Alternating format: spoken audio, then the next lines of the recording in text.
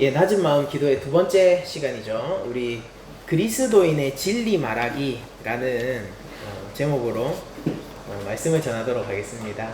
오늘 너무 좋네요. 예, 기도회가 이제 저희가 사실은 이걸 4번을 준비했었지만은 이제 부산시의 지침을 따라서 오늘이 이제 낮은 마음 기도회 두 번째 시간이자 마지막 시간이 될 거고, 앞으로는 이제 비대면 예배로 전환을 해야 되기 때문에 이런 기도회가 또 언제 있을지 저희들이 확정할 수 없으나 그러나 이 기도회의 두 번째이자 마지막 기도회 시간이 시작해서 아주 마음이 평안하고 예배에 어떤 사모함들이 오히려 더 많아지는 것 같습니다. 그래서 저희들이 좀 기도하고 평안한 마음으로 다들 돌아갈 수 있을 거라고 믿으면서 말씀을 좀 시작하도록 하죠. 오늘 제목이 그리스도인의 진리 말하기잖아요. 그리스도인이 진리를 말한다는 것. 그러니까 저번 주 설교 제목이 그리스도인의 위험 무릅쓰기였거든요. 그런데 이번 주는 그리스도인의 진리 말하기. 그러니까 제가 사실 낮은 마음 기도회가 어떤 컨셉을 가지고 진행된 건 아니고, 제가 그때 좀, 그리고 평소에 생각하는 것들을 함께 말씀으로 나누고 싶은 것들을 그냥 랜덤하게 그냥 그 주에 마음의 인도하심을 따라서 이렇게 전하려고 했었는데, 그러다 보니까 이게 만약에 앞으로 3번, 4번의 시간이 계속 이어졌었다라고 하면은, 물론 오늘이 마지막이지만은 만약에 이어졌었다라고 하면은 아마 세상 가운데서 그리스도인으로 생존하는 방법에 대해서 제가 계속해서 얘기를 했을 것 같습니다. 그래서 제가 왜 이런 얘기를 하느냐면은, 오늘 그리스도인의 진리 말하기라는 그런 제목으로 제가 여러분들에게 말씀을 전하지만은, 이것은 세상 가운데서 크리스천이 어떻게 생존할 수 있는가의 문제에 더 가까운 설교가 될 거예요.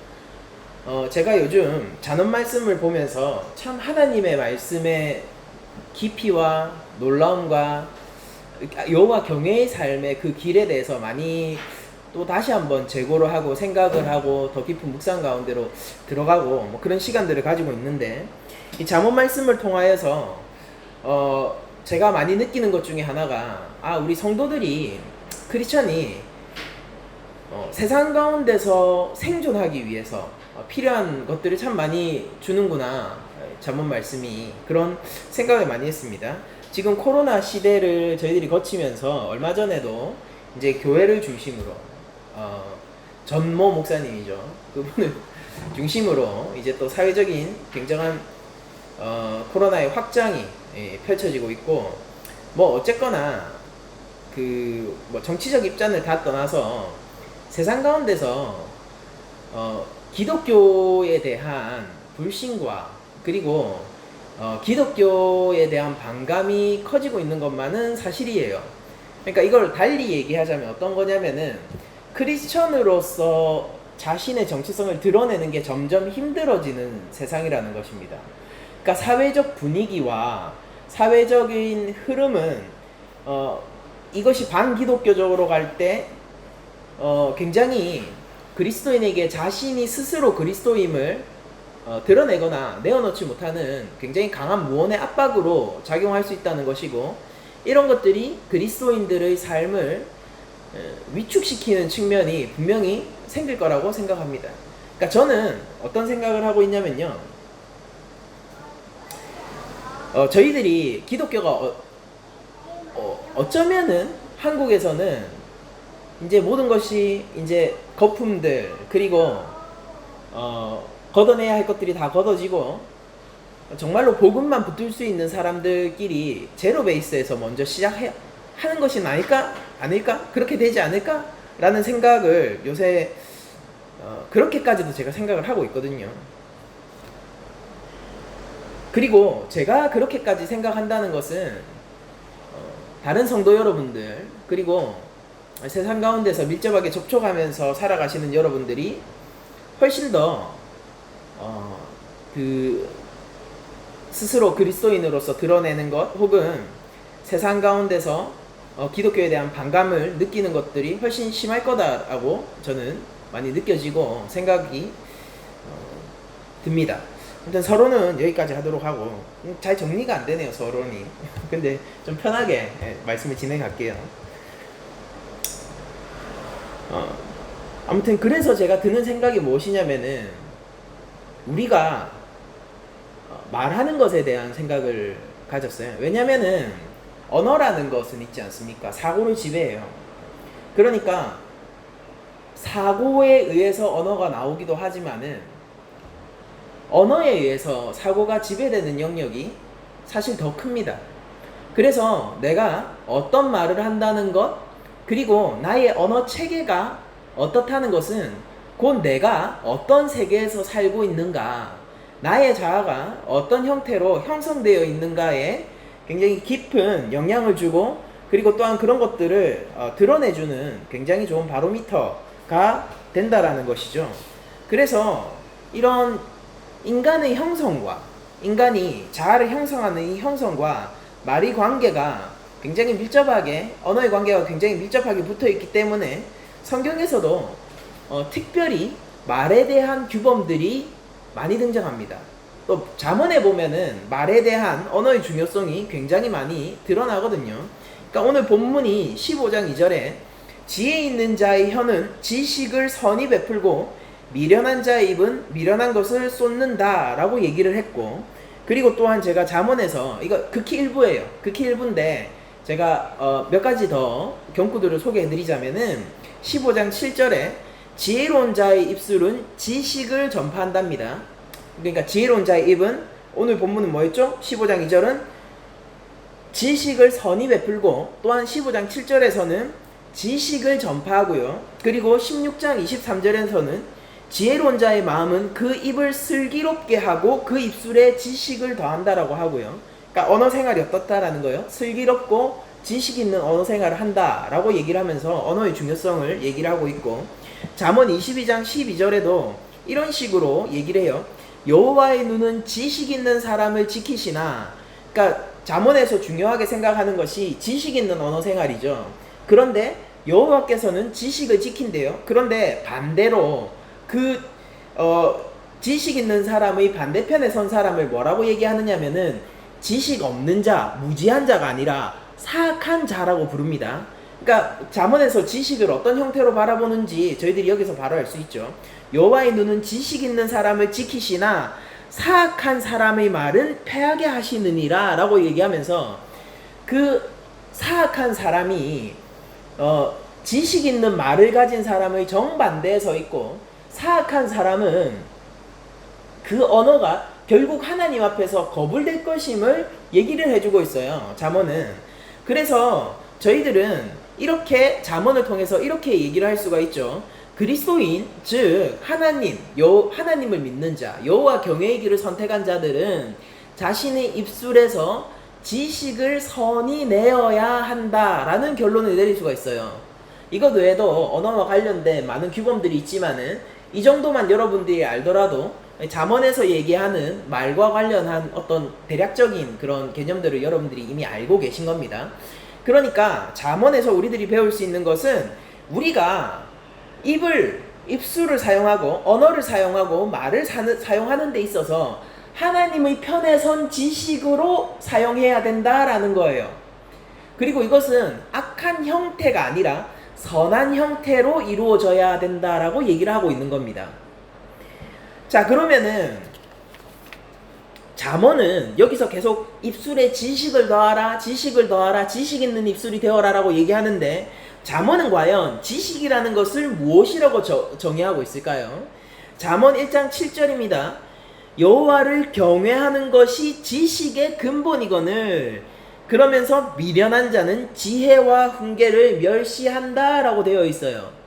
여러분들 이 두 가지를 앞으로 여러분들이 이 설교를 통해서 이거는 꼭 잊으시면 안 되는 거기 때문에 다시 한번 강조를 합니다. 이 두 가지를 기억하세요. 먼저 하나, 여호와를 경외하는 것이 지식의 근본입니다. 그리고 두 번째, 미련한 자는 지혜와 훈계를 멸시해요. 여기서 멸시한다라는 것은요, 비웃을 뿐만 아니라 그것을 미워하고 싫어한다는 얘기예요.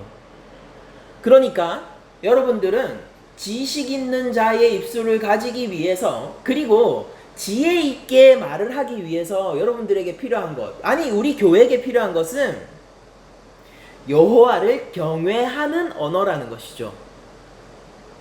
여기서부터 우리가 출발할 거예요. 그리고 이 여호와를 경외하는 언어를 지혜 없는 자, 사악한 자라고도 표현됐었고요. 그리고 이 반대편의 선자가 잠언 1장 7절에서 미련한 자로 표현됐죠. 근데 이 언어를 미련한 자는 어떻게 한다고요? 지혜와 훈계를 멸시하는 자, 즉 싫어하고 거부하는 것으로 드러난다는 것입니다. 여러분들 성경 안에서, 특히 구약 안에서 인간이 추구해야 할 지식의 극치는 여호와에 대한 지식인 거예요. 그러니까 여러분들, 제가 이렇게 여러분들에게 물어본다면은 여러분들은 어떻게 대답하실지 너무 궁금한데, 여러분들은 하나님을 어떤 하나님으로 알고 계십니까? 여러분들은 하나님을 어떻게 인식하고 계신가요? 여러분들은 예수 그리스도를 누구라고 생각하시고 계신가요? 이런 물음부터 시작해보죠. 그리고 조금 더 이 질문을 확장하면은 이렇게도 얘기할 수 있어요. 여러분들은 하나님이 기뻐하시는 일이 무엇이라고 생각하십니까? 여러분들은 하나님이 미워하시는 일은 무엇이라고 생각하시나요? 여러분들은 예수 그리스도가 걸었던 그 길이 어떤 길이라고 인식하고 계신가요? 좋아요. 여기서 조금 더 질문을 확장시켜보죠.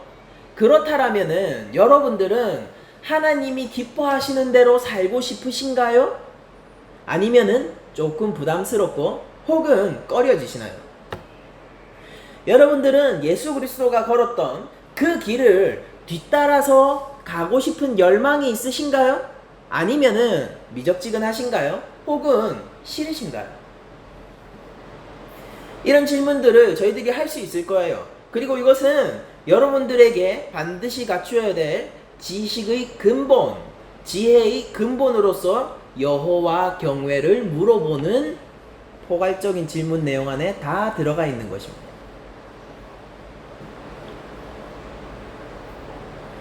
지혜로운 자는 지식을 선히 베풉니다. 여러분들, 하나님의 백성은 그렇다면은 어떻게 그 입술에, 그 혀에 여호와 경외의 지식을 전해야 할까요?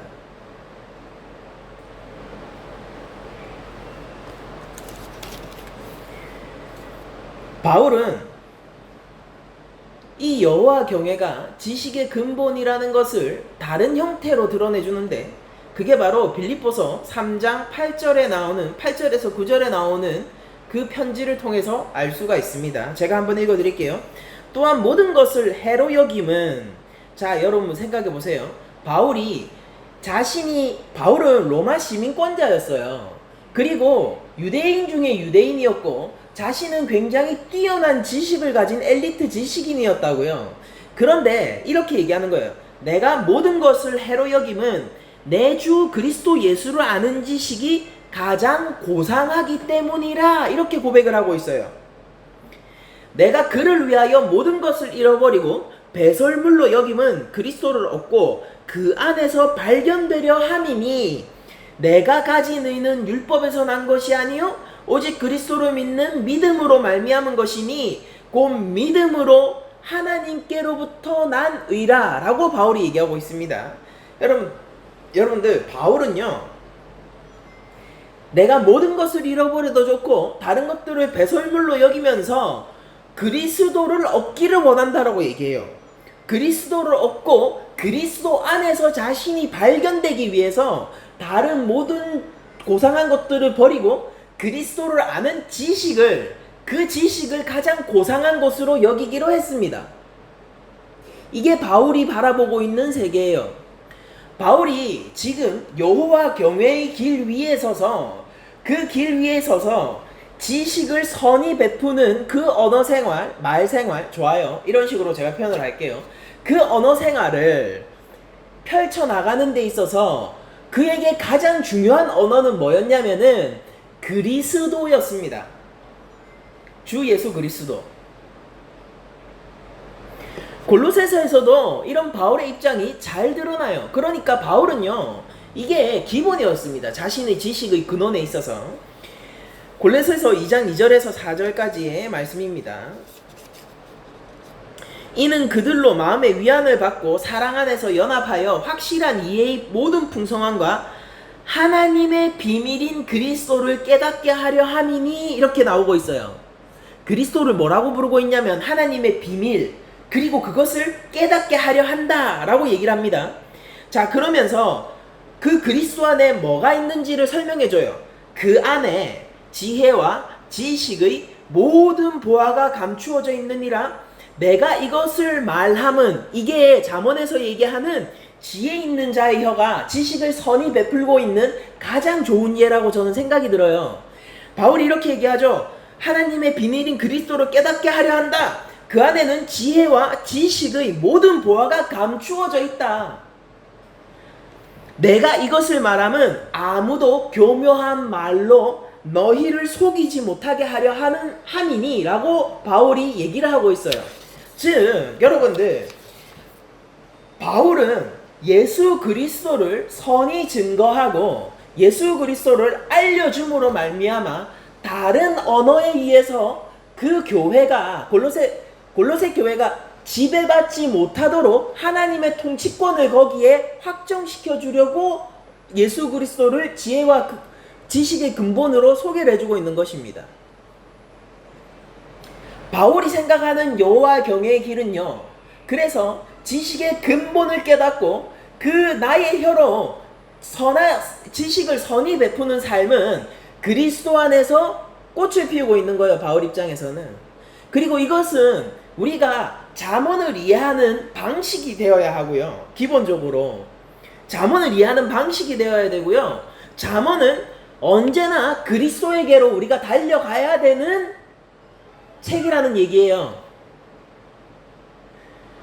잠언을 통해서 우리가 지혜를 얻기 원하고, 잠언을 통해서 우리가 그리스도인으로서 세상을 살아가는 방법, 또 특히나 이런 기독교에 대한 반감이 많고 혼탁한 세상에서 생존해내는 방법을 우리가 찾기를 원한다면요, 이 잠언을 반드시 그리스도에게로까지 여러분들이 끌고 가실 수 있어야 돼요.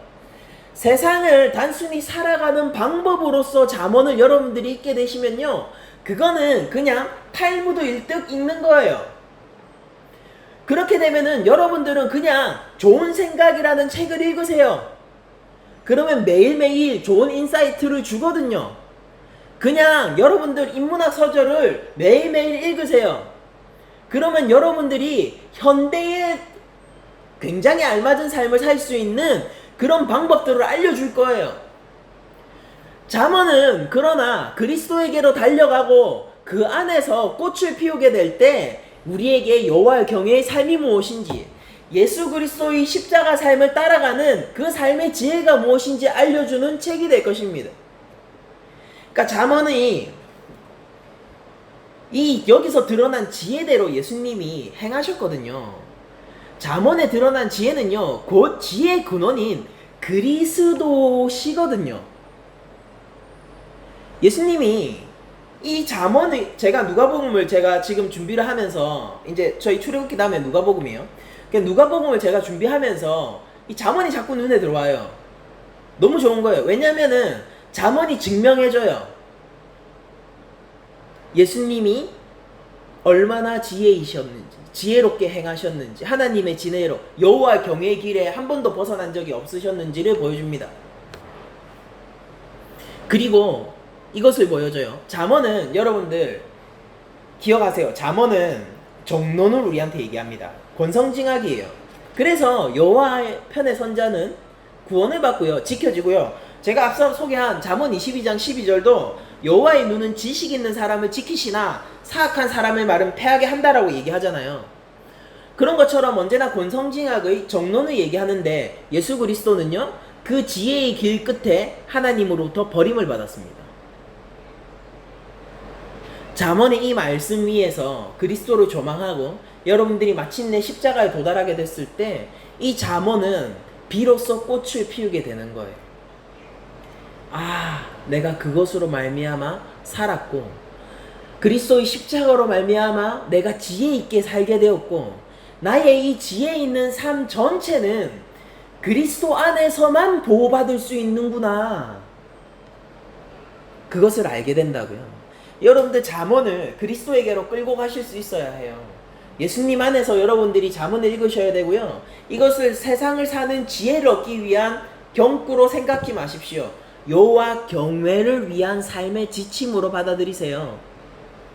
속담이잖아요, 속담. 그러니까 그 속담은 항상 그 맥락이 있어야지 이해가 가지 않습니까? 잠언의 맥락은 여호와 경외입니다. 그러면은 제가 다시 설교의 본문으로 돌아와서 여러분들 바울이 지식을 가장 고상한 그리스도인이 가장 고상한 지식을 예수 그리스도를 아는 지식이라고 구약의 여호와를 경외하는 것이 지식의 근본이라는 그 말을 우리가 신약 안에서 성령의 조명 안에서 그리스도를 아는 것으로 드디어 꽃을 피웠어요. 그러면은 이렇게 얘기를 해봅시다. 예수님은 정말 지혜로웠는가? 오늘 본문이 뭐예요? 지혜 있는 자의 혀는 지식을 선히 베풀고 미련한 자의 입은 미련한 것을 쏟는다. 이것이 잠언 15장 2절의 말씀이 오늘 본문입니다. 이 본문에 비추어 봐서 예수님의 언어가 어떠셨는가, 그분의 혀는 정말로 지식을 베풀고 있는가에 대해서 한번, 그것도 선히 베풀고 있는가에 대해서 한번 증명해 보죠. 잠언이 하나님의 말씀이라면 예수님 역시 그 말씀 그 자체이시자 말씀에 순종하시는 그 제2성자로서 당연히 잠언이 이 모양이 드러날 거 아니에요. 공생의 삶 동안 우리가 함께 볼 것은 마태복음 12장 1절에서 12절까지 말씀입니다. 여러분들이 잘 아시는 구절이에요. 제가 한번 읽어봐 드릴게요. 그때 예수 죄송합니다. 그때 예수께서 안식일에 밀밭 사이로 가실새 제자들이 시장하여 이삭을 잘라 먹으니 바리새인들이 보고 예수께 말하되 보시오, 당신의 제자들이 안식일에 하지 못할 일을 하나이다. 예수께서 이르시되 다윗이 자기와 그 함께하는 자들이 시장할 때 한 일을 잊지 못하였느냐? 그가 하나님의 전에 들어가서 제사장 외에는 자기나 그 함께한 자들이 먹어서는 안 되는 진설병을 먹지 아니하였느냐? 또 안식일에 제사장들이 성전 안에서 안식을 범하여도 죄가 없음을 너희가 율법에서 읽지 못하였느냐? 내가 너희에게 이르노니 성전보다 더 큰 이가 여기 있느니라. 나는 자비를 원하고 제사를 원하지 아니하노라 하신 뜻을 너희가 알았더라면 무죄한 자를 정죄하지 아니하였으리라. 인자는 안식일의 주인이니라 하시니라. 거기에서 떠나 그들이 회당에 들어가시니 라고 하면서 이 얘기가 맞춰져요. 그러니까 예수님께서 지금 어떤 식으로 얘기를 하고 계신가, 우리가 오늘은 말에 관한 것이니까 예수님의 언어에 집중해서 그냥 북한에서 한번 보도록 하죠. 그냥 일반적인 주에는 아닐 거예요, 이런 방식이. 그러나 가치가 있고 의미가 있을 것입니다. 예수님의 언어에만 우리가 딱 집중해서 보면은 바리새인들이 예수님을 반대하고 그 예수님의 그 안식일에 이삭을, 예수님의 제자들이죠. 제자들이 안식일에 이삭을 꺾어서 잘라서 먹은 그 행위를 보면서 예수님에게 시비를 걸고 있어요. 근데 예수님이 뭐라고 지금 대답을 하시고 계시냐면은 그들이 그 무릎에 선히 답하고 계십니다. 선히 답하고 계신데 여러분들 잘 생각해 보세요. 이 선하게 얘기하는 예수님이요, 한편으로는 굉장히 도발적이시죠. 굉장히 도발적이세요. 왜냐면은 우리가 크리스천들이 선하게 베푼다 라고 얘기를 하면은 보통 이렇게 느껴질 수 있거든요. 공감해주고, 맞죠? 공감해주고 차분히 그들이 이해할 수 있도록 설명해주고 싸우려 하지 않고 상대방을 최대한 배려하는 형태의 언어를 지키려고 하죠. 그것이 선한 언어 생활이라고 생각을 해요. 근데 오늘 예수님의 언어는 이 자체로만 보면요, 우리들이 생각하는, 일반적으로 생각하는 언어, 선한 언어 생활에 별로 해당되지 않아요. 왜냐면요, 예수님은 그들을 공감하지 않습니다. 그리고 예수님은 그들을 위로해 주지도 않았어요. 바리새인들을. 예수님은 성경으로 반박했고요. 바리새인들은 그것을 싫어했습니다. 그러면서 예수님은 자기를 증거하세요. 뭐라고 합니까? 내가 안식일의 주인이다. 그리고 내가 성전보다 더 큰이다. 라고 자기를 증거하세요. 그러면은 지혜 있는 자의 혀가 지식을 선히 베푼다라고 했는데 예수님은 잠언의 지혜에 맞지 않게 행동하신 건가요? 자, 다른 사건을 제가 한번 들고 와서 여러분들과 나눠보기로 합니다. 마태복음 22장 15절 이하를 제가 읽어드리겠습니다. 이에 바리새인들이 가서 어떻게 하면 예수를 말의 올무에 걸리게 할까 상의하고, 여러분들 언어가 지금 예수님의 전장으로 나와요. 이 말의 영역이 예수님이 공생애 동안에 그 대적들을 대적하셔야 되는 전쟁의 공간으로 나오고 있죠. 왜냐하면 그 대적들이 말의 올무에 걸리게 하려고 예수님에게 다가오고 있는 장면이 그려지고 있잖아요. 예수님은 여기에서 어떤 언어를 사용하시는지 우리가 한번 지켜보자고요. 그분은 정말로 잠언 15장 2절의 말씀처럼 지혜 있는 자의 입과 입술로 선히 지식을 베푸시는지 한번 지켜보잔 말입니다. 22장 16절, 자기 제자들을 헤롯 당원들과 함께 예수께 보내어 말하되 선생님이여 우리가 아노니 당신은 참되시고 진리로 하나님의 도를 가르치시며, 와, 아름답죠? 아무도 꺼리는 일이 없으시니 이는 사람을 외모로 보지 아니하심이이다. 그러면 당신의 생각에는 어떠한지 우리에게 이르소서. 지금 예수님이 대적들이 왔는데 예수님을 높이고 있고요, 찬양하고 있고요, 그분을 인정하고 있어요. 아름다운 일이죠? 근데 왜 이렇게 얘기했을까요? 왜 그분을 높이셨을까요?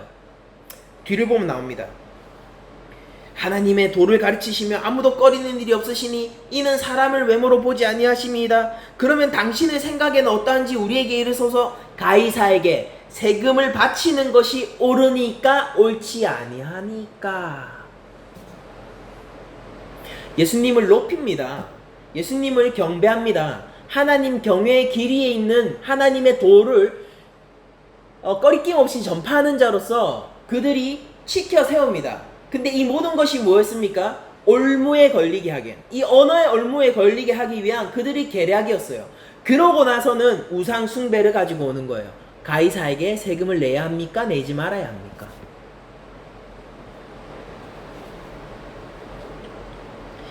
예수께서 그들의 악함을 아시고 이르시되 외식하는 자들아 어찌하여 나를 시험하느냐. 여러분들, 가이사에게 내는 세금은요, 유대인들 입장에서는 우상 숭배에 가까운, 왜냐하면 황제 숭배가 있었던 시절이잖아요. 배경이 로마 시절이지 않습니까? 그러니까 지금 만약에 예수님이 가이사에게 세금을 내라 라고 얘기하면은, 그러면은 우상 숭배로 예수님을 걸고 넘어지려고 했고요, 가이사에게 세금을 내는 것이 옳지 않다라고 얘기하면은 정치적으로 로마 당국에 예수님을 국가 반란을 일으킬 소지가 있는 정치범으로 고발할 예정이었던 거예요. 그러니까 이거는 어느 쪽을 선택하더라도 올무에 빠질 수밖에 없는, 내가 지금까지 가르친 그 명성을 잃어버리거나 혹은 내가 정치적으로 엮여서 처벌을 받게 되는 두 가지 독약을 동시에 제시하고 있는 거란 말입니다. 이 독약을 어떤 쪽을 선택하든지 간에 다른 형태의 독약을 먹게 되는 그런 형태의 질문을 한 거예요. 근데 예수님이 거기에서 바로 이렇게 얘기하시죠. 그들의 악함을 아시고 이렇게 말씀하세요. 외식하는 자들아 어찌하여 나를 시험하느냐. 그들을 비난하시고 계시죠. 세금 낼 돈을 내게 보이라 하시니 데나리온 하나를 가져왔거늘 예수께서 말씀하시되 이 형상과 이 글이 누구의 것이냐.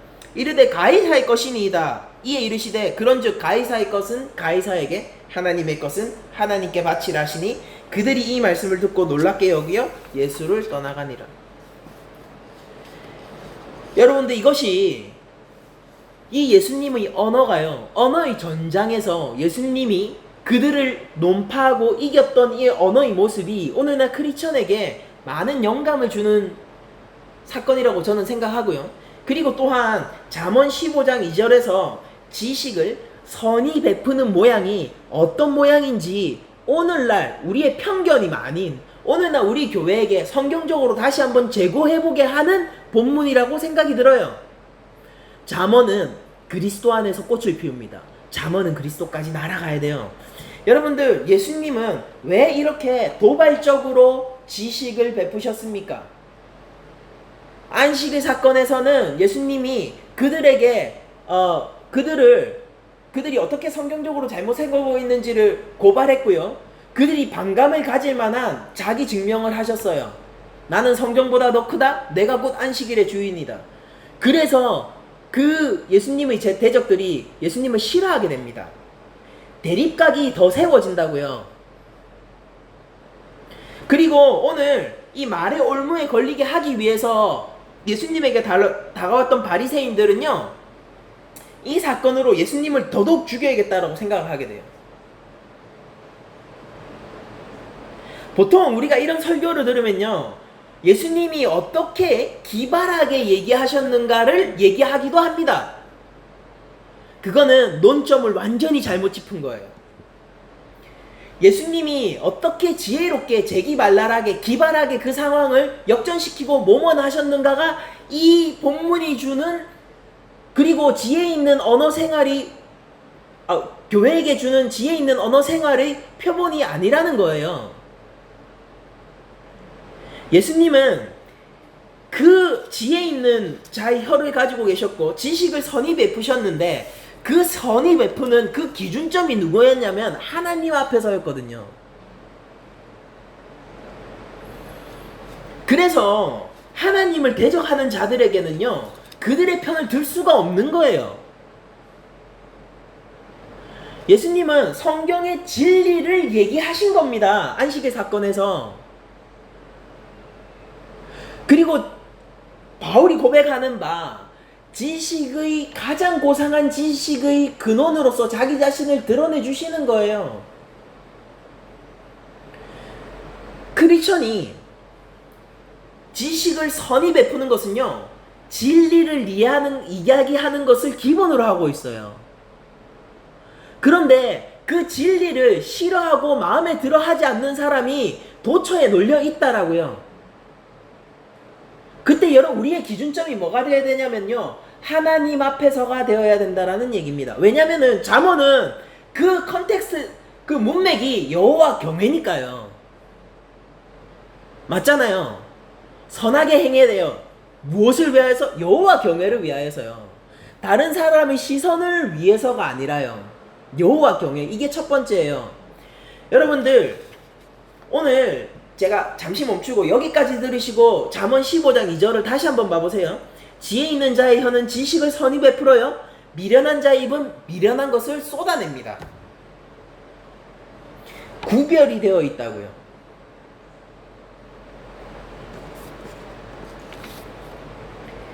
바리새인들이 가이사에게 바치는 세금을 말의 올무로 사용하기 위해서 예수님 앞에 나왔을 때요, 예수님은 바리새인들 앞에서 그들을 설득하거나 논파하거나 그들과 싸우기 위해서 얘기한 것이 아니라요, 여호와 하나님 앞에서 진리를 선포한 것입니다. 이건 재기발랄한 어떤 게 아니에요. 위기를 모면하는 방법을 그린 게 아니에요. 예수님이 재치있게 상황을 넘기신 것이 아니라고요. 예수님은 진리를 말씀하신 것뿐입니다.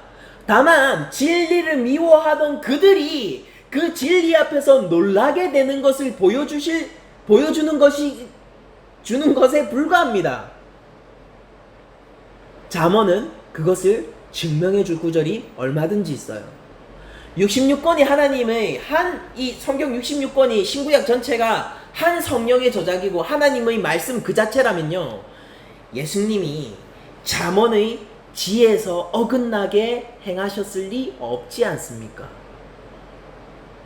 예수님이 지혜의 근본이시라고요. 가장 고상한 지식이시라고요. 그 안에서 모든 거룩한 지혜와 지식이 다 있다고요. 예수님의 언어 생활이 이런 형태라는 것입니다. 여러분들, 크리스천에게 가장 필요한 것 첫 번째, 크리스천의 언어 생활에서 가장 필요한 것 첫 번째, 진리를 말하는 거예요. 즉 진실을 얘기하는 것입니다. 내가 알고 있는 진실을 얘기하는 거예요. 여러분들, 사회는요 앞으로 갈수록 내가 크리스천들이 교회가 믿고 있는 진리를요 얘기하는 게 껄끄러워지고 어려운 세상으로 다가게 될 거예요. 동성애 문제가 어떤가요? 거기에 대해서 정말로 견해를 밝힐 수 있나요? 잠자코 있는 편이 낫겠죠. 정치적으로는 어떤가요? 남성과 여성의 갈등 문제는 어떤가요? 환경론자와 거기에 대립하는 사람들이 그 문제는 어떤가요? 예민한 문제투성이에요. 그리고 크리스천들은요 언제나 거기에서 가만히 있는 편이 더 지혜롭게 여겨질 만한 가치관을 가지고 있게 될 겁니다. 왜냐하면 세상의 다수가 믿는 진리와 실제 진리는 괴리가 있고요.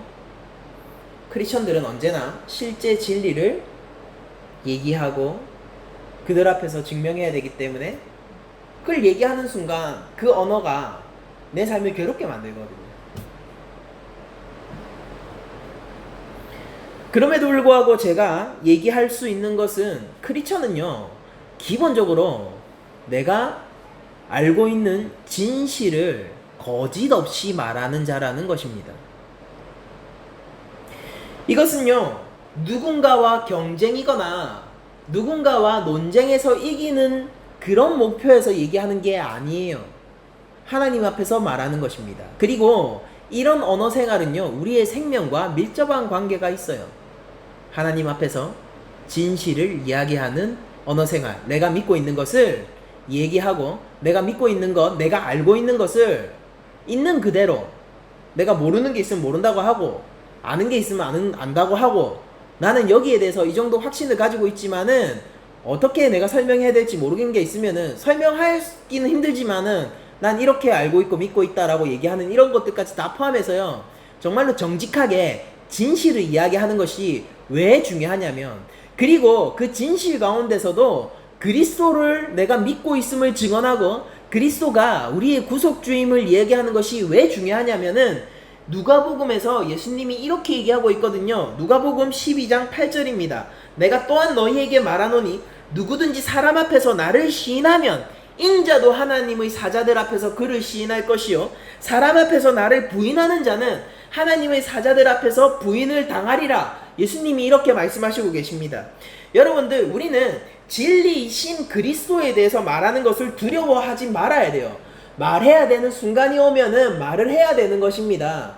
여러분들, 굳이 제가 나서서 여러분들 눈치 없이 무조건 말을 끼어들어서 그리스도를 얘기하세요 라고 얘기하는 게 아니라 얘기를 해야 될 때 잠자코 있지 말라는 거예요. 내가 그리스도임이 드러나야 할 때 드러내시라는 것입니다. 진실을 얘기하세요. 내가 정직하게 내가 알고 있는 진실을 내가 내 입으로 시인을 해야 돼요. 그건 저 다른 사람들 때문이 아니라 내가 하나님 앞에 서 있는 하나님의 백성이기 때문이고, 내가 예수 그리스도의 제자이기 때문이고, 이 교회가 그리스도의 순결한 신부이기 때문입니다. 예수님이 얘기하시는 거예요. 네가 언어로 나를 인정하지 못하면, 사람들 앞에서 나를 시인할 수 없다면은 나도 너를 시인할 수 없다라는 것입니다. 여러분들, 정직하지 못한 태도, 정직하지 못한 언어 생활, 여러분들이 정말로 진리라고 믿고 있고 진실이라고 믿고 있는 것을 말하지 못하는 그 태도는요 하나님 앞에서 비겁한 것이에요. 비겁한 것이라고요. 그리고 이것은 어쩌면 우리의 생명과 관련된 문제일 수도 있다는 얘기입니다.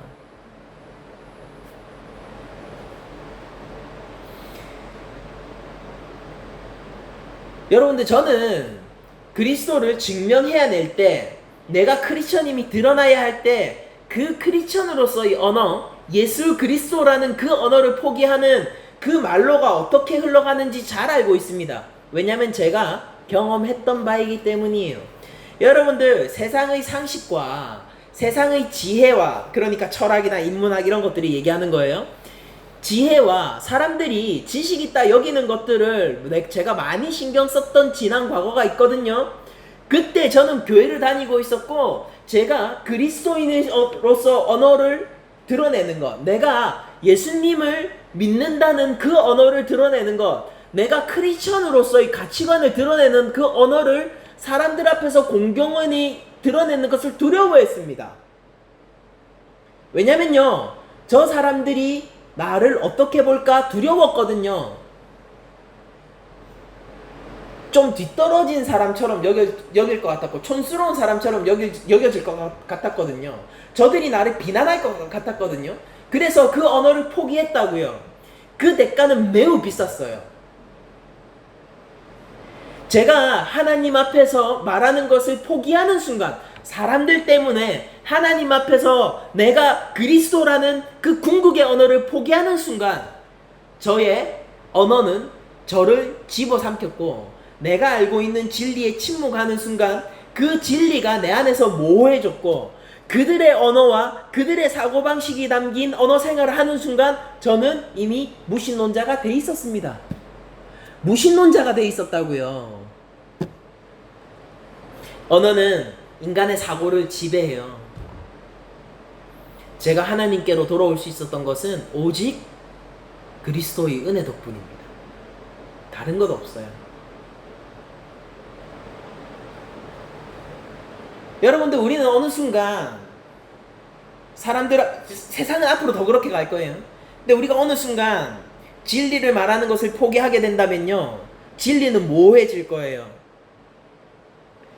물론 제 개인의 경험이기 때문에 이걸 일반화시키는 게 어떤지는 잘 모르겠지만은, 그러나 이것이 단순히 저에게만 국한된 이야기는 아닐 거라고 저는 믿습니다. 진리는 모호해질 거예요. 그러면은 그리스도를 나타내는 언어 대신에 다른 언어들이 교회 안에 들어오게 될 거예요. 그리고 그 언어는 마침내 교회를 지배하게 될 것입니다. 그리고 하나님은 교회를 떠나시게 될 거예요. 예수님이 얘기하겠죠. 네가 나를 시인할 수 없으니 나도 하나님의 사자 앞에서 너를 시인할 수 없을 것이다. 공정하신 예수 그리스도께서 그렇게 얘기하신다면 우리에게는 더 이상 소망이 없는 거예요. 여러분들, 우리가 예수 그리스도의 언어를 가지고 그리스도를 증거하고 우리가 크리스천임이 드러나는 언어 생활을 한다는 것은요, 그거는 우리의 사고 구조와도 닮아 있는 거예요. 저는 낙태를 방대해요 라고 얘기하는 것이 크리스천임을 드러내는 것이죠. 저는 인간이 줄어야지 자연이 풍성해질 거라는 말을 믿지 않아요. 인간은 기술력으로 아마 그것을 극복할 수 있지 않을까요? 라고 얘기하는 게, 나는 교회 다녀요 라는 언어가 하나도 없지만은 자기가 크리스천임을 드러내는 거예요. 저는 인간이 더욱더 생육하고 번성해야 된다라고 믿습니다 라고 얘기하는 게 그리스도의 언어를 가진 것이죠. 인간은 그 무엇보다도 가치 있어 라고 얘기하는 편보다, 나는 인간이 하나님의 형상이라고 믿어요 라고 얘기하는 편이 더욱더 그리스도의 언어를 가지고 있는 생활이겠죠. 그리고 그것은 다른 사람들 때문에 그렇게 얘기하는 것이 아니라, 내가 내 자신을 증명해야 되기 때문에 그렇게 하는 것이 아니라, 하나님 앞에서 하나님 내 말을 기억하고 계시기 때문에 해야 되는 언어 생활이에요. 이건 경쟁의 언어가 아닙니다. 이기고 지고의 언어가 아니에요. 당위성의 언어예요. 하나님 앞에서 나는 그렇게 말해야 하는 것입니다. 강해지는 법을 배워야 돼요. 크리스천들은요.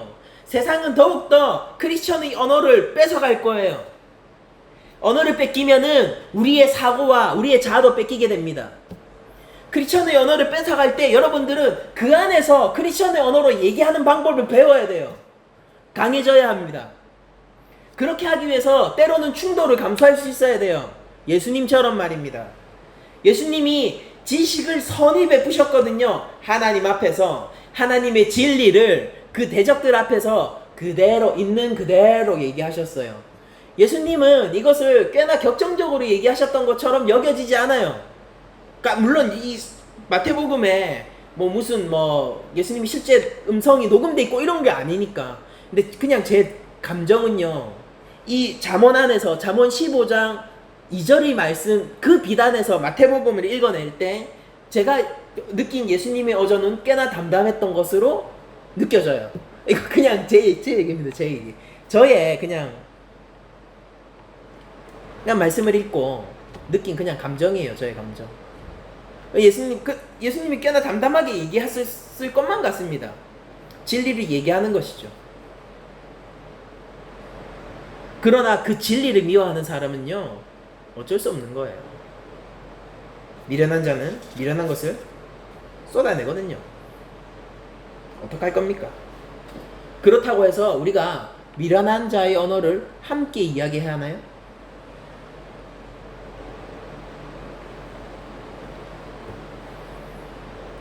크리스천은 언어에 있어서 강해지는 법을 배워야 해요. 그렇게 세상에서 살아남아야 합니다. 생존해야 한다고요. 그리고 또한 이 언어를 얘기할 때 언어 생활에 있어서 우리는 매우 신중해야 됩니다. 진리를 말해야 돼요. 첫 번째, 진리를 말해야 되고 우리가 진실이라고 아는 것을 정직하게 이야기해야 합니다. 그리고 그 진실과 진리를 얘기할 때 매우 신중해져야 돼요. 잠언 10장 19절입니다. 말이 많으면 허물을 명키 어려우나 그 입술을 제어하는 자는 지혜가 있느니라. 언어 생활과 관련된 지혜 중에 잠언이 보여주는 것 하나가 말이 많으면 허물을 명키 어려우나 입술을 제어하면은 지혜가 있다라고 얘기하는 것이에요. 예수님이 그러면은 이 잠언 10장 19절의 빛에 의해서 예수님이 바리새인들과 대적하셨던 이 장면들을 다시 한번 상고해보죠. 그러면은 예수님이 어떻게 얘기하셨을까요? 네가 나를 열받게 하네? 이게 진짜 진리인데 너는 알아보지도 못하면서 쓸데없는 소리 하네? 예수님이 그런 태도로 굉장히 뭐라고 해야 됩니까? 굉장히 그 감정적으로 얘기하셨지는 않겠죠. 예수님은 신중하게 얘기하셨을 거예요. 예수님은 그들의 질문 앞에서 하나님의 진리를 오롯이 드러내기 위한 방법을 신중하게 고려하셨을 것이고, 하나님의 진리를 예수 그리스도 자신이 하나님의 아들임을 자기 자신 증명이죠. 자신이 하나님의 아들임을 드러내기 위한 그 언어를 신중하게 고려해서 진실만을 얘기했을 거예요. 내가 진실이 아니다 라고 여겨지는 말을 예수님이 하시지 않으셨을 거라고요. 우리들은 살다 보면 이런 유혹을 느껴요. 뭐냐면은 저 사람을 지금 설득하거나 지금 저 사람의 감정에 공감을 해주거나 혹은 저 사람이 나에게 공감하기 위해서는 나의 생각과 조금 다르더라도 저 사람이 생각하는 것에 찬성하는 척을 하자. 혹은 저 사람이 내 생각과는 조금 다를지라도 저 사람이 공감하고 있는 이야기를 이야기하자 라는 식의 생각들을 많이 가지고 있을 수 있습니다. 그런데 성경이 얘기하는 언어 방식은 그것과는 조금 떨어져 있어요. 때때로 그런 언어 생활이 필요할지는 모르겠지만은, 그러나 성경이 그리스도인에게 원하는 표준적인 언어의 사용에 있어서의 규범은 무엇이냐면요, 신중하게 말하는 것이에요. 언어는요, 내가 하는 말과 나의 언어는 하나님 앞에서 책임져야 하는 것이거든요. 그 대표적인 게 누가복음이었잖아요. 네가 사람들 앞에서 나를 시인하면은 나도 하나님의 사자 앞에서 너를 시인할 거라는 예수 그리스도의 말입니다. 말은 내뱉는 순간 그 자체로 힘을 가지고 있어서 그에 대한 영향을 우리로부터 책임지게 만들어요. 그러므로 우리는 신중하게 하나님의 진리에 대해서 이야기를 해야 되고, 매우 신중한 형태로 언어를 형성해서 내가 정말로 진리만을 이야기할 수도 있도록 자기를 단련시켜 나가야 돼요. 다시 한번 말씀드립니다. 그리스도인은 이제 이 세상에서 강해져야 돼요. 말을 하는 방법을 배워야 합니다. 우리의 언어를 뺏기지 않도록 조심해야 돼요.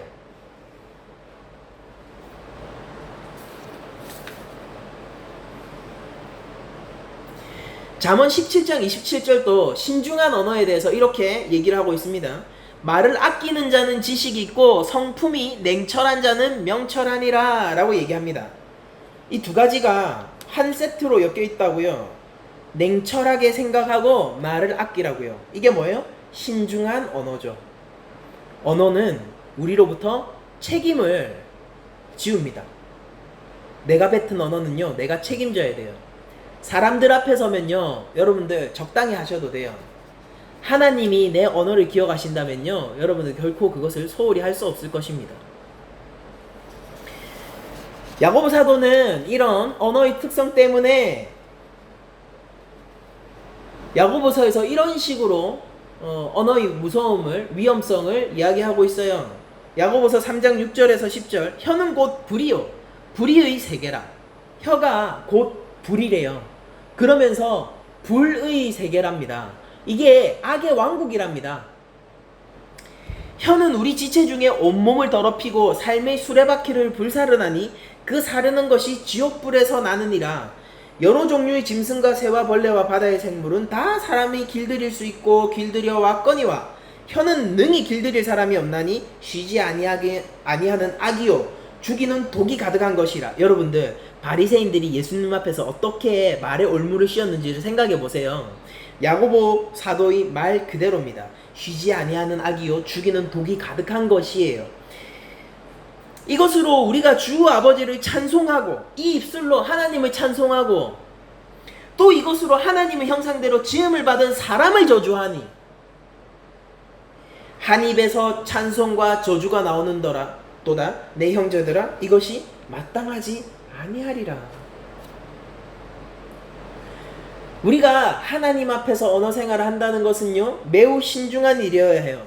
내 입에서 하나님을 찬송하는 말이 나오고 있다면요, 이것을 유지하기를 원한다면요, 그리고 또한 내 입에서 그리스도를 시인하는 언어가 나오기를 원한다면요, 이것을 유지하기 원한다면요, 이 입술을 매우 신중하게 써야 해요. 이 입술로 하나님의 형상을 저주하지 않도록 해야 돼요. 이 입술로 하나님이 기뻐하시지 않는 그 기뻐한 하나님이 원하시지 않는 길을 내가 옹호하지 않도록 해야 돼요.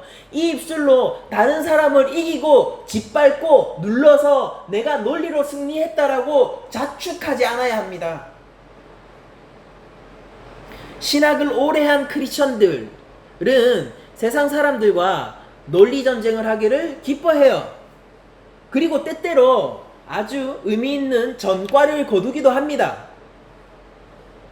그러나 하나님 중심을 모두 샅샅이 살피시는 하나님 앞에서 그의 언어가 정말로 진리를 드러내기 위한 신중한 언어로 기억이 될까요? 그는 사람들 앞에서 얘기했습니까? 하나님 앞에서 얘기했습니까? 그의 언어가 성경적인 내용을 담고 있다고 해도 그것이 여호와의 경외의 길에 있습니까? 아니면은 인의의 길에 있습니까? 이제 언어 생활을 우리가 그리스도인들이 언어에 대한 이 첨예한 양상이 더더욱 깊어지고 있죠. 조금만 더 따라와 보세요. 우리들은 사람들과 싸워 이기기 위해서 말을 하는 존재가 아니에요. 사람들에게 좋은 평가를 받기 위해서 말을 하는 존재도 아닙니다. 우리는 하나님께서 나의 말을 기억하신다는 것을 알기 때문에 말을 하는 자들이고, 우리의 언어는 영생을 준비하는 영원을 바라보고 있는 언어입니다. 말로 인한 경쟁으로부터의 승리는요, 그리스도인의 영역이 아니에요. 승리는 이미 세상을 이기신 그리스도의 영역입니다. 우리가 언어를 통하여서 세상을 이길 수 있을 거라고 생각하시면 안 돼요. 다만 그리스도가 세상을 이기셨을 뿐이고, 우리의 입술의 언어는요, 그리스도를 증거하는 것이고 교회 언어를 뺏기지 않는 것이에요.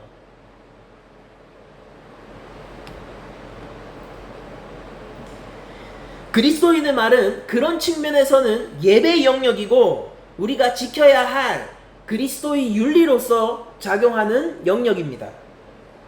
하나님이 나의 말을 기억하신다. 예수님이 나를 기억하실 것이다. 영혼 가운데서 하나님을 만날 것이다. 그리스도가 교회의 영원의 신랑이시다. 이런 것들을 우리가 기억할 때 우리 교회는 더욱더 신중히 말해야 하며, 우리의 언어는 지극히 교회의 언어여야 하며, 지극히 그리스도를 증거하는 형태로 하나님이 기뻐하시는 일들을 증명하는 형태로 쓰여져야 할 것입니다. 그러나 한편으로 제가 이 설교를 준비하면서 한편으로 좌절감이 들었어요. 아니, 하나님의 말씀이 공식적으로 선언되는 이 강대상에서조차 하나님의 언어를 지키는 것을 포기해 나가고 있는데 그냥 이제는 좀 됐다 싶어요. 한편으로는. 그러니까 제가 이거 기도하고 좀 가볍게 이렇게 설교하는 거니까 여러분들과 이런 얘기 하는 건데, 그러니까 한편으로는 그냥 이제 됐다 싶어요. 저도 포기했어요. 그러니까 우리 교회는 잘하자고요. 근데 우리 교회는 저도 하나님 말씀을 언어를 지킬 테니까, 적어도 이 설교에서만큼 언어를 지킬 테니까, 삶 가운데서 진리의 언어를 잃지 않도록 분투할 테니까 하나님 앞에서, 우리 낮은 자리 교회는 전체는 하나님 앞에서 얘기를 하자고요. 말을 하자고요. 사람들 때문이 아니라 하나님 때문에 이야기를 하자고요. 하나님이 진리를 얘기하는 것, 하나님이 살아계심을 알기 때문에 그 진리를 얘기할 수밖에 없는 그런 사람들이 되자고요. 여러분들이 산수를 잘 하시잖아요. 1 더하기 1은 2인데 1 더하기 1은 3이다라고 얘기하는 사람들이 가득한 그 나라에 가보세요. 근데 어떻게 하시겠습니까?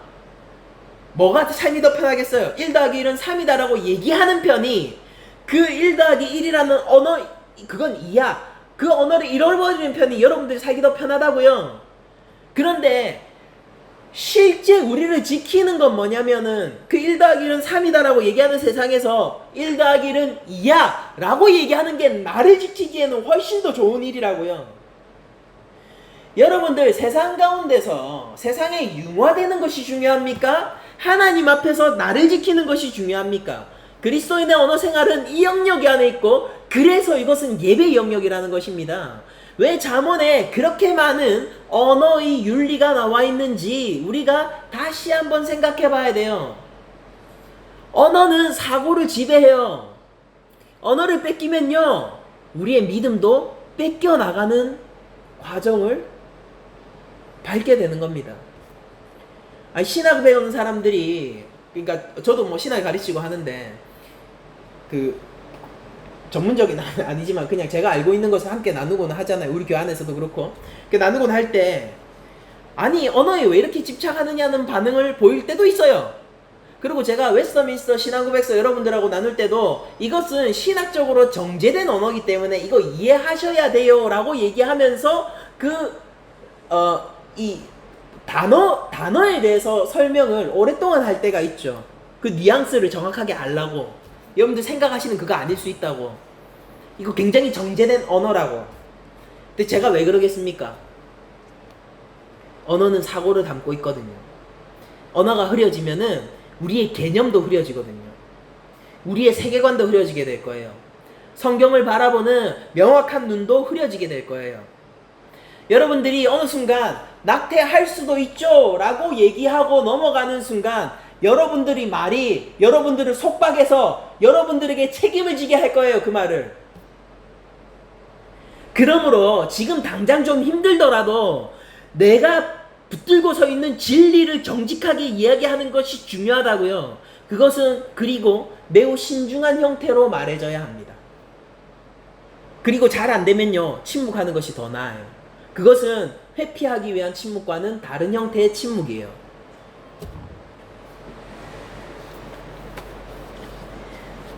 야고보 사도의 말을 기억합시다. 한 입에서 찬송과 저주가 나오는도다 내 형제들아, 이것이 마땅하지 아니하니라. 현대의 그리스도인들은요, 하나님의 언어를 지키는 것을, 그 방법을 배워야 합니다. 교리를 배워야 돼요. 성경을 배워야 돼요. 제가 실제적인 얘기를 하는 겁니다. 교리를 배워야 돼요. 성경을 배워야 돼요. 하나님이 기뻐하시는 건지 뭔지 알아야 돼요. 율법을 알아야 돼요. 그리스도가 가신 십자가 길을 내 마음 안에서 상고할 수 있어야 돼요. 바울이 무엇을 이야기하고 싶은지, 사도들이 무엇을 이야기하고 싶은지, 예수님이 어떤 분이신지 우리 안에 그림이 그려져야 되고 형성되어야 되고요. 우리는 그것을 언어로 표출해야 합니다. 이걸 이 언어로 표출해야 됩니다. 이걸 일차원적으로 받아들이지 마세요. 제가 아까도 말씀드렸잖아요.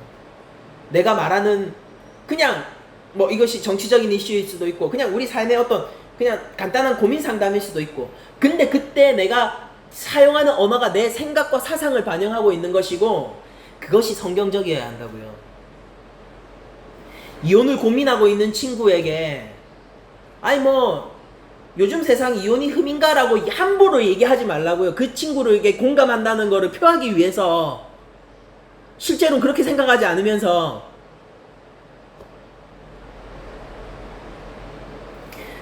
그게 아니라 정말로 그 이야기를 들어보고 신중히 얘기해야 돼요. 배우자가 외도했니?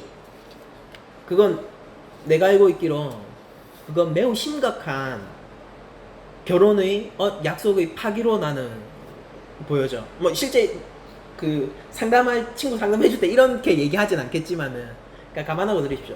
결혼의 파기로 보여져. 너무했네. 잘못한 거야. 이혼할 수 있을 건데 근데 네가 그리스도 안에서 그럼에도 불구하고 계속 머물렀으면 좋겠다. 신중하게 얘기하면은 그것으로 좋게요. 하나님 앞에서 말씀하세요. 예수님이 우리의 말을 영혼 가운데서 기억하시고 계십니다. 그리고 그 진리를 얘기해주는 편이 그 영혼에게 더욱더 유익할 거라고 저는 동시에 믿습니다.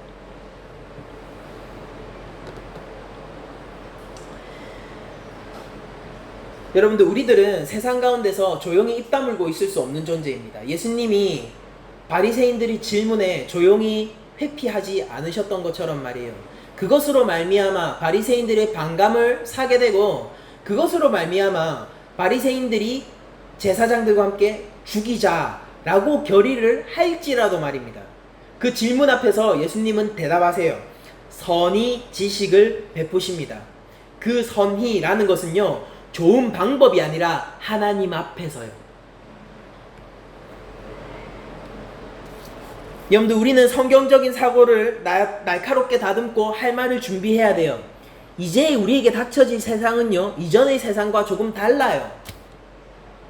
세상은 급속도로 바뀌고 있고 세상은 더 많은 방대한 지식의 양으로 우리들을 엄습해 올 것입니다. 사고의 틀이 서 있어야 합니다. 우리는 세계관이 형성되어 있어야 해요. 우리의 언어는 그것을 보여줘야 합니다. 언어를 양보하지 마세요. 말의 영역을 지켜내십시오. 하나님의 언어를 간직하십시오.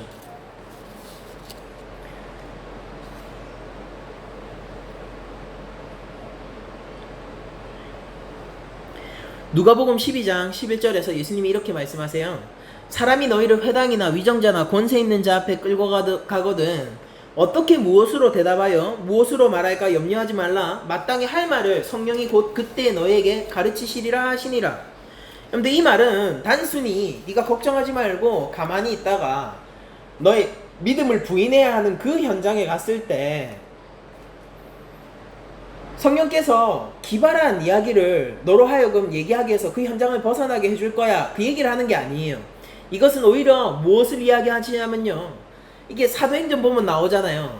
그 위정자 앞에서, 나의 믿음을 부인해야 할 앞에서, 여러분들 현대로 치면은 이것이 그런 극한의 상황보다 이것이 더 어울릴 거예요. 2020년의 부산은 뭐냐면은 친구들 앞에서, 직장 동료 앞에서, 가족들 앞에서 내가 크리스천임을 살짝 숨겨야 할 때로 변환하는 것이 더욱 교묘한 형태의 배교일 것입니다.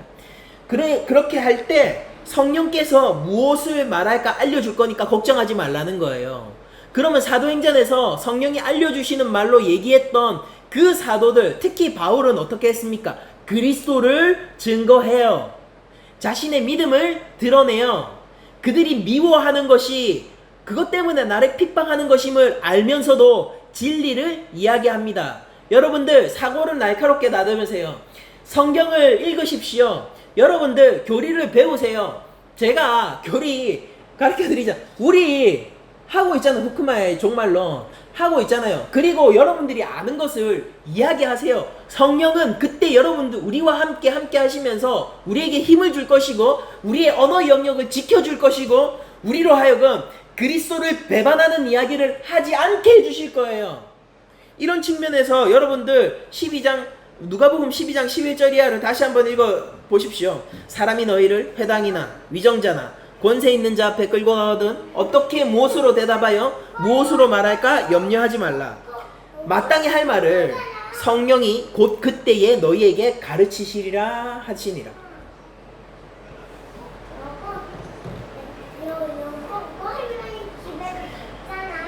바울은 디모데에게 이런 권면을 합니다. 디모데전서 6장 20절이에요. 디모데야, 망령되고 헛된 말과 거짓된 지식의 반론을 피함으로 네게 부탁한 것을 지키라. 여러분들 다시 한번 읽어드릴게요. 이게 무슨 말인지 아시겠어요? 디모데야, 망령되고 헛된 말과 거짓된 지식의 반론을 피함으로 네게 부탁한 것을 지키라. 이게 헛된 말 하지 말고 반론을 피하고 그래서 네가 이렇게 회피함으로 부탁한 걸 지키라라고 얘기한 것처럼 들려질 수도 있어요. 개역개정의 번역은. 근데 원문이 그렇진 않아요. 개역개정도 그것 때문에 그런 식으로 번역한 거 아니에요. 여러분들이 이해하시기 쉽게 공동번역역으로 제가 한번 읽어드릴게요. 디모테오, 그대가 맡은 것을 잘 간수하시오. 속된 잡담을 피하고 거짓된 지식에서 나오는 반대 이론을 물리치시오라고 얘기하고 있어요. 우리의 언어 영역은 어때야 합니까? 우리의 말은 어떻게 해야 돼요? 부드러운 말요? 그거보다 더 중요한 게 있어요. 뭐냐면은 가나안의 언어를 거부하는 것입니다. 바벨론의 언어를 내 안에서 물리치는 거예요. 그리스도의 언어를 내 안에서 지켜내는 것입니다. 바울은 디모데에게 그것을 요구하고 있어요. 속된 잡담을 피하고 거짓된 지식에서 나오는 반대 이론을 물리치세요. 그래서 내가 부탁한 것을 잘 지켜내야 합니다.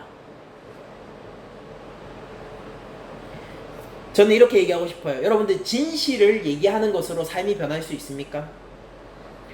내가 진실이라고 믿는 것을 언어로서 표출하는 것으로 삶이 변할 수 있습니까? 저는 변할 수 있다고 봐요. 여호와 경외의 삶은요, 진실을 말하는 삶과 밀접하게 붙어 있어요. 언어는 예배의 영역입니다. 진실을 말하세요. 정직하게 말하십시오. 신중하게 말하십시오. 그리고 여호와 경외를 위하여서 우리의 사고를 날카롭게 다듬어야 합니다. 이 세 가지예요. 다시 한번 정리해드리죠. 진실을 말하세요. 내가 알고 있는 진리를 포기하지 않고 그것을 이야기하세요. 두 번째, 다만 그것을 이야기할 때 신중하게 얘기하세요. 이것은 회피의 침묵과는 다른 거예요. 신중하게 이야기하세요. 신중하게 이야기할 수 없다면 그냥 침묵하시는 편이 좋습니다. 하나님께서 내 말을 기억하실 거예요. 그래서 우리는 신중하게 얘기하고, 그리고 또한 하나님께서 내 말을 기억하실 것이기 때문에 우리는 조용히 있을 수만도 없어요. 그 사이에서 균형을 잘 잡으세요. 그리고 여호와의 경외의 길을 가기 위해서 여러분들의 생각과 세계와 성경적인 사고를 날카롭게 다듬으십시오. 교리를 보시고 말씀을 통하여서 내 안에서 하나님이 기뻐하시는 일과 기뻐하지 않는 일을 분별해내세요. 예수 그리스도가 걸어가신 길을 내 안에서 구체적으로 형성시키세요. 그리고 그 길을 가시면 됩니다. 언어의 영역을 세상에게 내주지 마세요.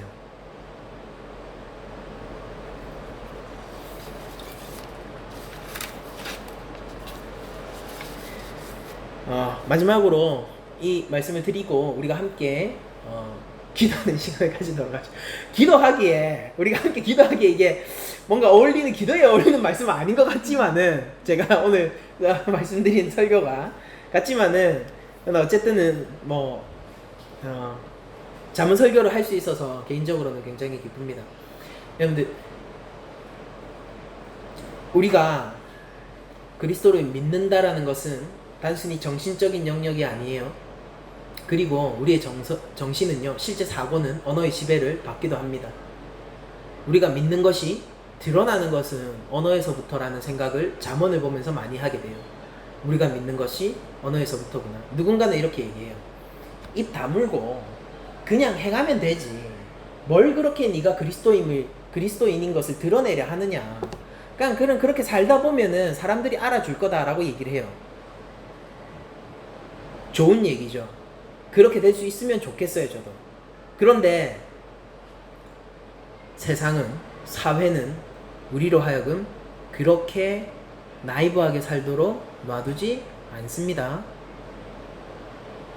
그리스도인임이 드러나야 할 때, 예수 그리스도가 증거되어야 할 때, 내가 하나님을 믿는 자임이 드러나야 할 때, 여러분들 언어를 통해서 그 영역을 지켜내시길 원하고, 예수님이 나를 시인하면, 사람들 앞에서 나를 시인하면 인자도 하나님의 사자 앞에서 그를 시인할 것이요, 사람 앞에서 나를 부인하는 자는 하나님의 사자들 앞에서 부인당하리라 라는 말을 마지막으로 드리면서 오늘 잠언 15장 2절 읽고 제가 마치도록 하죠. 지혜 있는 자의 혀는 지식을 선히 베풀고 미련한 자의 입은 미련한 것을 쏟느니라. 우리 여러분들 각자의 기도 제목들을 가지고 잠잠하게 여러분들 기도하시고 싶은 만큼 기도하시고 돌아가는 시간을 가지도록 하겠습니다.